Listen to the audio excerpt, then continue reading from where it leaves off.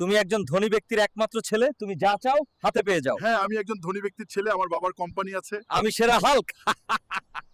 ঠিক আছে বন্ধু, যাই হোক না কেন আমি ভালো থাকবো। ঠিক আছে, ভালো থেকো, আবার দেখা হবে।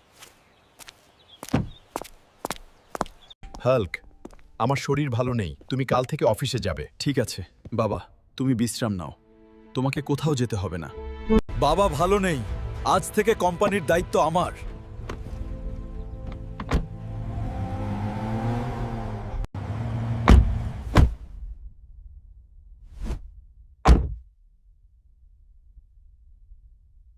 আসসালামু আলাইকুম স্যার, আমি এই কোম্পানির ম্যানেজার।